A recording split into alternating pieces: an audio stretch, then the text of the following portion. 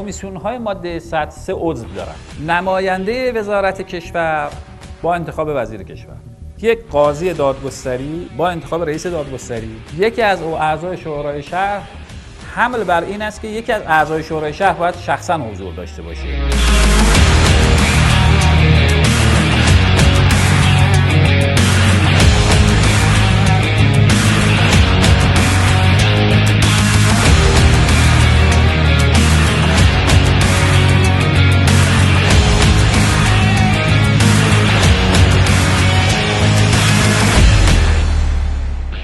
کمیسیون رسیدگی می‌کند، دو تا تصمیم گرفته میشه: یا قلع و قمع بنا میده و اعاده به وضع سابق، یا جریمه میده.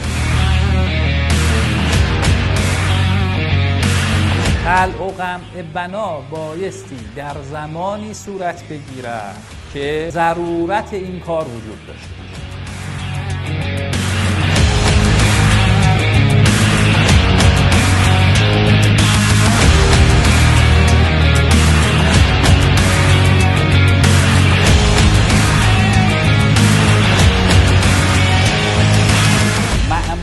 شهرداری مأموری هستن که قدرت اجرایی دارن، یعنی نیاز نداره بره اول مجوز دادستان رو بگیره، بعد البته فقط جلوگیری میتونه بکنه، تخریب نمیتونه بکنه. گاهی مأمورین شهرداری جوگیر میشن، همونجا بیل کلنگو برمی‌داره شروع میکنه تخریب کردن.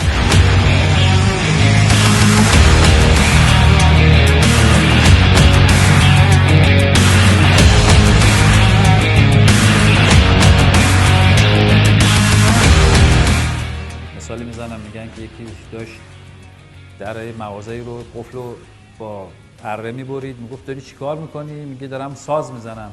میگه پس صدا نداره؟ میگه صداش صبح در میاد.